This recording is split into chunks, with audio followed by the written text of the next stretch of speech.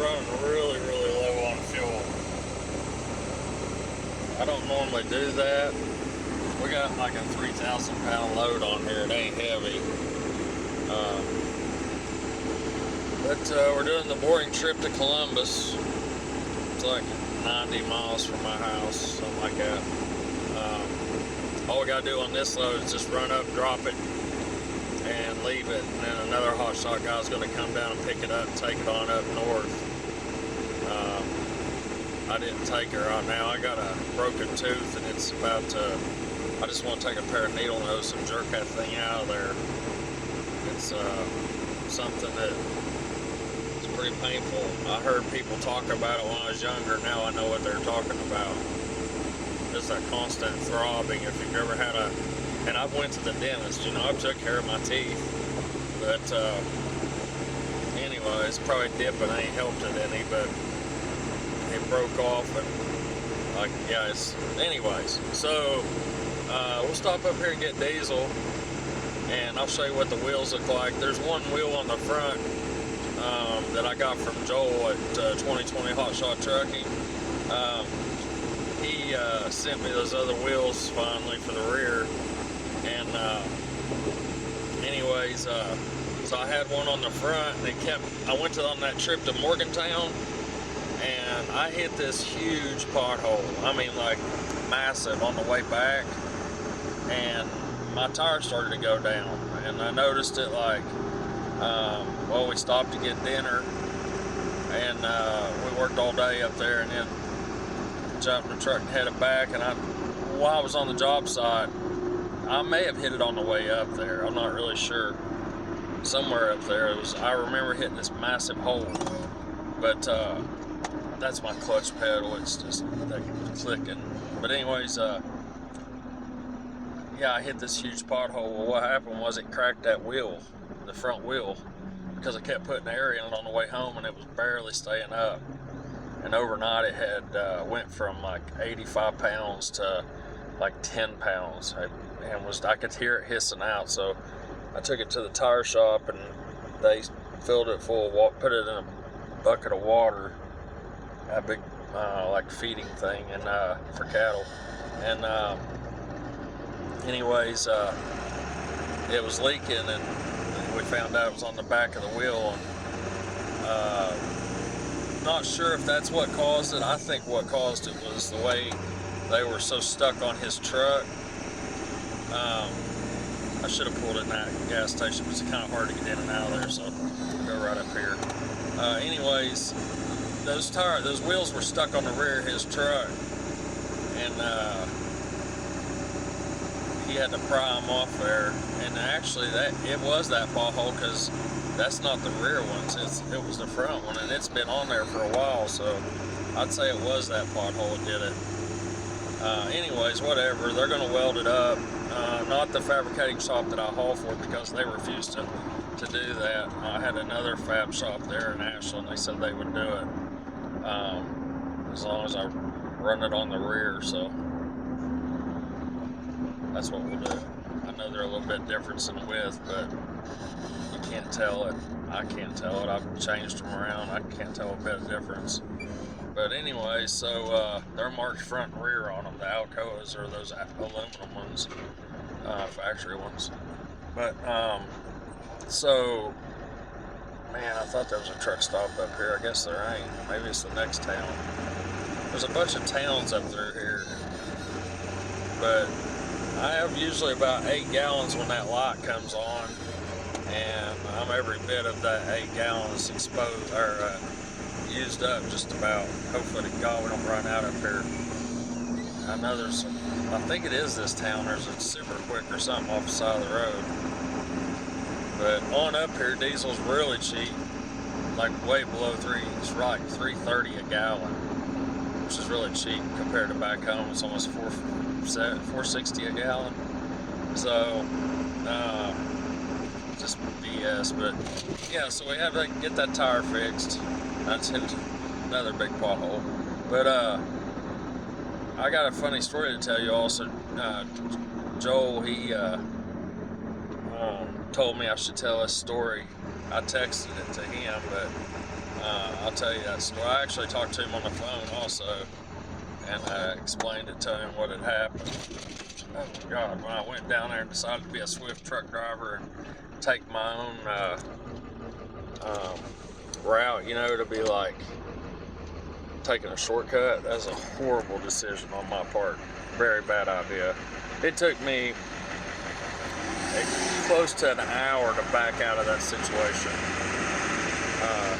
before I found a place that I could turn around in and back out. But yeah, it was a nightmare.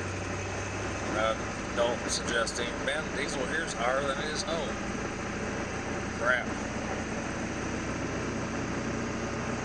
I'm not gonna pay that. I'm gonna go on it. I'll put a little bit in and then just run on up there where it's cheap and stop and get it. Yeah, I'm not in a massive hurry today. But yeah, I'll tell that story. It's fun. It's kind of funny. I didn't see it like, you know, he was like, man, that'd be a funny story. So I'll share that with you here in a minute. Let me pull in here and get situated, and I'll show you the truck and trailer. Man, anybody will tow anything on a trailer as long as it goes on the ball. They'll haul it. That's the craziest thing I ever seen. I mean, I see a lot of crazy stuff. That SUV's squatted, and he's got all the weight up on the front of it on this little utility trailer. That tractor probably weighs 4,000 pounds. Well, maybe 3,000. Probably 3,000 pound tractor. But after fuel and all, well, here he comes back around. What are you doing? You want to look out the window? Hard on the interior, I'll tell you. Just a work truck, so. Alright, so we're getting some diesel here for out and out Kroger. So there's the wheels. You can see them. Finally got them on there. Looks pretty good. I'm starting to show some rust on the bottom of my doors on the outside, the surface rust right now. There's what we're hauling. Hell, it might be 2,000 pounds really. I'd say it's 2,000 pounds. I don't know, I'm just guessing on this. So 24 foot handrail, and then those, ladder, and then those handrails. My ramps probably weigh actually more than that handrail does. I don't know. We picked it up barely. I'd say it's probably 1,500 pounds. Hell, it ain't nothing. I didn't even put any air in the bags. What's up, big guy? That's Jax. He says hello. But yeah, I've got me some new tires on the front, and that's what's going on. And I got a black wheel over here because I'm having that tire fixed. But we're about used up here, so I'll pause it and get back on the road, and I'll tell you that story. So yeah, back at it again.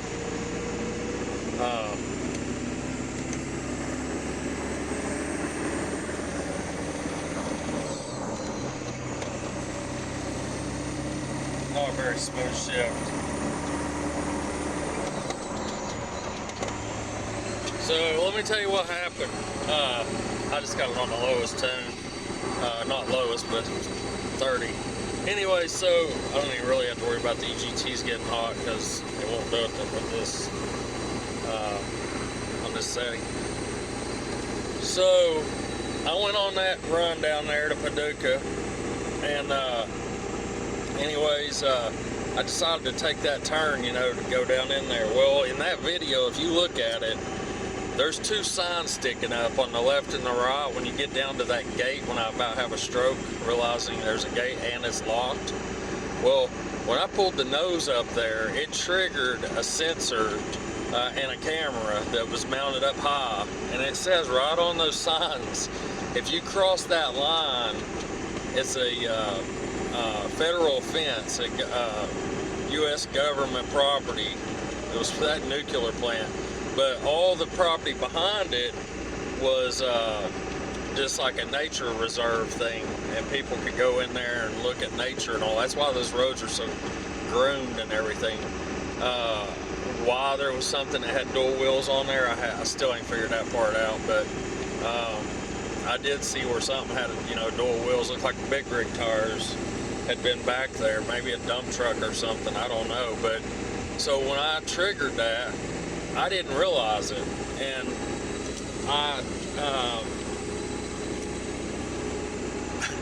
so I call the guy that I'm hauling for, a new customer, and I'm like, hey, well, he calls me and he's like, how's everything going? I said, well, here's what happened. I get down here and there's always flooding going on, and I tell him the story, you know, and I said, there's this road on the left, and when I looked at it on maps, because I didn't have any phone service, but GPS was still showing me which way to go, I seen this path, which is a road, and I said it was right to my left, so all I did was back up and take a left, and I said it showed it going right to that plant. Well, what I didn't realize was that road is not a road that's used for public use. Even that blacktop road that I was going to come out on was not. That road eventually is blocked off at the end. You can't go in that way unless you work at that plant. So, and that's security and everything there. Well, he's like, well, don't. I'll call them and see if maybe they'll come down and unlock or something. At least let you get turned around, go where we didn't know that it was locked off at the end, you know, until later on. But so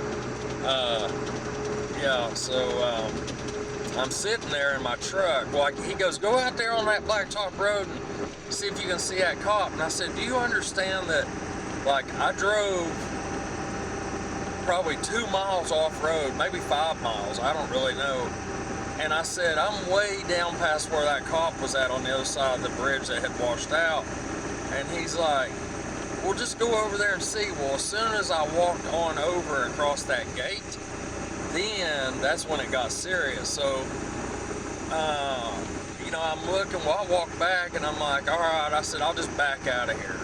So he's like, all right, let me know if you need something. He's 6 hours away, like he's gonna help me or even explain to a wrecker where I'm at, or something like that, or whatever. He's just like, let me know, or maybe is what he said.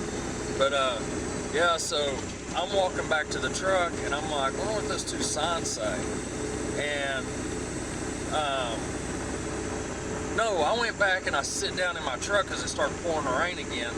And I'm sitting there and I look up and I'm starting to look at those signs and I'm reading them, and I'm like, oh my God, I've really screwed up now. It was like, I felt like the biggest dumbass. I was the biggest dumbass for doing something so stupid, you know. And so I'm sitting there, and I'm like, okay, well, I'm just gonna back out of here. Well, I waited till it died down raining a little bit, and I look in my mirror and I see this white security truck in the woods, like way down there, maybe, I don't know, maybe a mile away behind me, half a mile in that curve's where it was at. Come out of the woods, and then, or no, he backed back up and went a different direction in the woods somewhere. So like I got out and like tried to take off running. He could see I had a huge load on the back of my truck. You know, I don't know why he didn't just come down and help or unlock the gate, or, you know, tell me I can't be back there or something. It'd just been nice, but he didn't. He backed out and he left. So I just started weaving that trailer all the way back around there, and I'm gonna tell you, like, I can drive a trailer pretty good, but actually I'm really good at it. But when you go start backing up a gravel road that's got soft spots on the sides, a couple different times I sync up, but I eventually got turned around and got out of there, and it was crazy. I had to go all the way back around, and if I'd have just stayed on the blacktop and went straight instead of taking the road, that blacktop road that led me to the dirt road, I'd have been there in like 2 minutes, but my GPS didn't bring that route up. It's, you know, I can go to the same spot a dozen times. That's at 6. And yes, I do have a huge boost leak. I ordered brand new boots from Ford because those junk ones on eBay are giving me problems. But the major problem is, that was the main story, but the other problem with the truck is, so the people that put my engine in, those clowns, they charged me a fortune to make a short block. You know, I ordered the short block, and then they got all the stuff off my old engines, 2 of them, and put it together. Well, what they did was they left the engine bolts loose, or they had worked loose to the mounts. So what happened was, on the driver's side, I was down there changing the oil, checking the transmission fluid and everything, and I noticed on that big support brace that goes from the left to the right of the frame, the one that the engine oil pan's under above. Well, I noticed that there was these nuts there with studs sticking down, and the slots had been moved over 3/4 of an inch on one side, and I was like, what the hell's going on here? So I reach up to see if those bolts are loose, those nuts, and they were loose. And I was like, oh my God, we got a serious problem. So I started digging around under there looking, and long and behold, the passenger side engine is not even mounted right now. It's just riding in there. When you open the hood, the engine's sitting at an angle, and that could be part of why I keep losing boost on the driver's side. You know, it might not even be the cheap eBay boots. I just replaced those, so I have a hard time believing that's what it is. But that's where all the oil or soot crap's coming, not soot, but this residue is building up, is around that boot. I'd say it's just putting it in a bond or something, I don't know. But I ordered new boots, and Joel from 2020 Hot Shot Trucking, I asked him, I needed a wiring harness plug for the back of my truck, and also a set of bolts for that engine mount, and the passenger side is going to be a nightmare to get to. Just an absolute nightmare. Other than that, you know, I'm running it right now. I mean, I tightened everything down really tight, torqued it, the other bolts, so hopefully it'll stay in there for this trip. And then I'll get it done, because that stuff come in Saturday and it's now Wednesday. So I'm going to do my best to get it in there, get it adjusted anyways, and bolted up. But thanks for watching and being a subscriber, and I've got some heavy loads coming up, so just hang in there and enjoy life. I'll be back with some more good video footage here soon. Thank you.